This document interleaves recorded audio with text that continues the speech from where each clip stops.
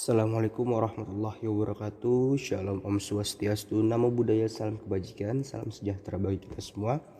Selamat pagi, siang, sore, dan malam untuk teman-teman semua dan Ibu dosen yaitu Bu Rona Tumiur Mauli. Di sini izinkan kami yaitu kelompok 5 untuk mempresentasikan hasil pengerjaan kami untuk memenuhi tugas besar 2 statistik, yang dimana pengerjaan ini bertemakan pengujian hipotesis sampel kecil. Sebelum masuk ke presentasi, kami akan memperkenalkan diri terlebih dahulu, yang dimana anggota kelompok kami itu ada Arik Rahman Nabil, lalu ada Andrel Farisi, Mutia Dwi Fadila, Bagas Kusuma Dewa, Adityo Trijulianto, dan yang terakhir ada Aprinaldo Syahputra. Yang pertama yaitu ada pengertian sampel kecil. Sampel kecil merupakan sampel yang jumlahnya kurang dari 30, sehingga memiliki standar deviasi berfluktuasi relatif besar. Nah, jadi nilai uji Z itu ada di rumusnya, yang dimana tidak bersifat normal. Oleh karena itu, untuk sebaran distribusi sampel kecil perlu dikembangkan suatu distribusi khusus yang dikenal sebagai distribusi T atau T student.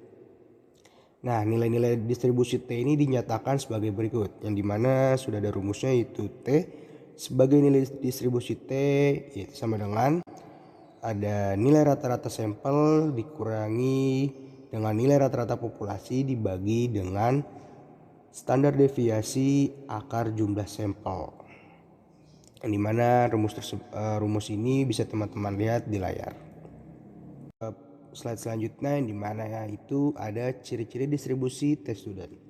Nah, di sini ciri-ciri distribusi T student ini terbagi menjadi 4, yang dimana pertama itu ada distribusi T student seperti distribusi Z merupakan sebuah distribusi kontinu, di mana nilainya itu dapat menempati semua titik pengamatan.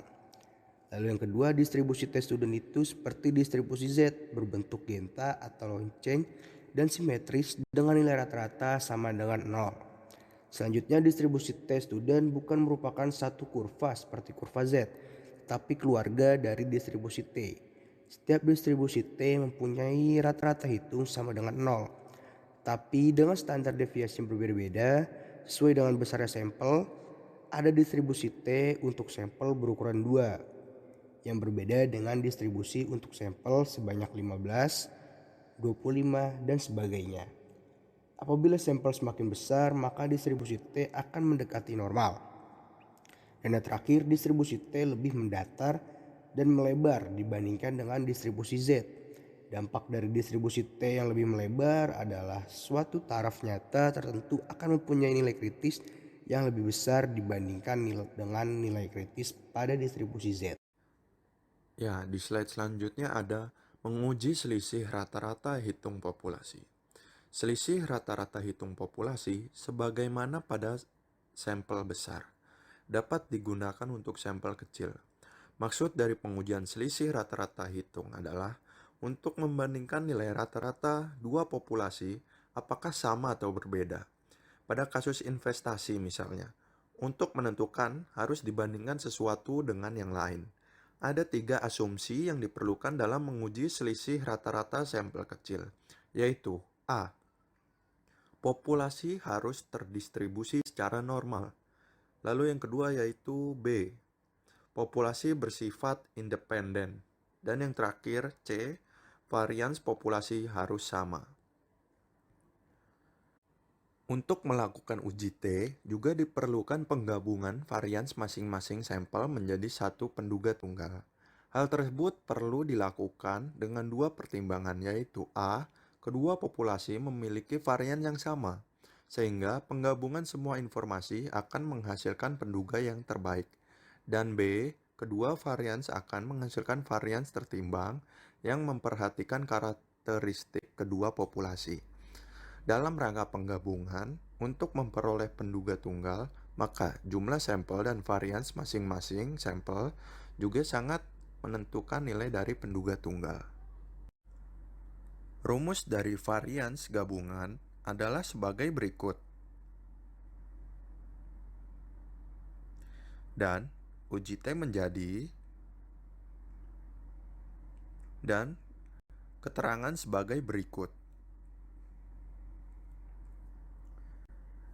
Jadi, nilai pembagian pada varians gabungan yaitu jumlah sampel populasi pertama ditambah jumlah sampel populasi kedua dikurang 2.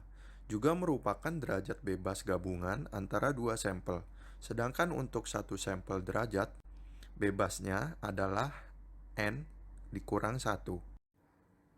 Lalu di slide selanjutnya ada menguji hipotesis pengamatan berpasangan. Data berpasangan adalah suatu data yang berpasangan dengan data yang lain secara khusus. Data yang sudah berpasangan tidak dapat dipisahkan untuk membentuk pasangan yang lainnya. Sedangkan uji hipotesis dimaksud untuk apakah terdapat perbedaan antara sebelum dan sesudah pelatihan. Pada data berpasangan, setiap sampelnya dapat memiliki dua data. Data yang berpasangan ini dikenal dengan data tidak bebas atau non-independent. Uji statistik untuk pengujian hipotesis data berpasangan dinyatakan sebagai berikut. Dan standar deviasi S dirumuskan sebagai berikut. Dengan keterangan sebagai berikut. Oke, selanjutnya beralih ke slide 9, yaitu analisis variance. Untuk dapat melakukan analisis variance, perlu mempelajari tentang distribusi F. Atau F merupakan singkatan dari Fisher yang menemukan distribusi ini. Pada dasarnya, distribusi F digunakan untuk menguji apakah dua atau lebih sampel berasal dari populasi dengan varians yang sama. Berikut merupakan beberapa ciri dan distribusi F. Yang pertama, distribusi F lebih mirip dengan distribusi T, yaitu mempunyai keluarga distribusi F karena setiap distribusi tergantung pada derajat bebasnya. Derajat bebas terdiri dari derajat bebas terdiri dari derajat bebas pembilang yang diperoleh dari K1, di mana K adalah jumlah perlakuan atau perbedaan yang akan diuji, sedangkan derajat bebas menyebut yang diperoleh dari N, strip 1. Di mana N adalah jumlah total pengamatan dari seluruh perlakuan atau perbedaan. Yang kedua, distribusi F tidak pernah mempunyai nilai negatif sebagaimana pada distribusi Z. Distribusi Z mempunyai nilai positif di sisi kanan dan di sisi kiri. Nilai tengahnya. Distribusi F seluruhnya adalah positif atau menuju ke positif atau positively skewed, dan merupakan distribusi kontinu yang menempati seluruh titik di kurva distribusinya. Yang ketiga, nilai distribusi F mempunyai rentang dari tidak terhingga sampai 0. Apabila F meningkat, maka distribusi F mendekati sumbu X, namun tidak pernah menyentuh sumbu X tersebut. Yang keempat, distribusi F juga memerlukan syarat, yaitu A. Populasi yang diteliti mempunyai distribusi yang normal. B. Populasi mempunyai standar deviasi yang sama. Dan C. Sampel yang ditarik dari populasi bersifat bebas serta diambil secara acak. Next ke slide ke-10. Contoh kasusnya. Selama bulan Juli, harga saham penutupan perusahaan berbasis pertanian di BEJ adalah sebesar Rp2.966 per saham. Untuk melihat bagaimana kinerja 17 saham perusahaan berbasis pertanian, maka dilakukan survei dengan pembelian 4 sampel yang terdiri dari satu sampel dari perusahaan pangan, satu perusahaan perkebunan, peternakan, dan satu perikanan. Dari 4 perusahaan tersebut diketahui bahwa harga rata-rata sahamnya mencapai Rp2.603 per lembar dengan standar deviasi 1.397 pada taraf nyata 1%. Apakah harga saham perusahaan berbasis pertanian mengalami penurunan atau perbedaan selisih yang terjadi karena faktor kebetulan saja? Ini beberapa ada penyelesaian yang telah kita selesaikan. Dari menentukan taraf yang nyata 1%. Untuk menentukan nilai T, maka harus mencari DF atau degree of freedom dengan caranya jumlahnya dengan N sama dengan 4, DF sama dengan N dikurang 1 sama dengan 4 kurang 1 sama dengan 3, A sama dengan 1%, atau bisa dibilang 0,01. DF3 taraf nyatanya 0,01 atau bisa dibilang 4.541. Setelah mengetahui taraf nyata, perlu melakukan perhitungan nilai T dengan rumus sebagai berikut yang ada di bawah tersebut. Lalu langkah selanjutnya adalah menentukan daerah keputusan dengan nilai kritis 4541, yaitu dengan uji satu arah yang berada di ujung sebelah kiri yang terdapat di gambar ini.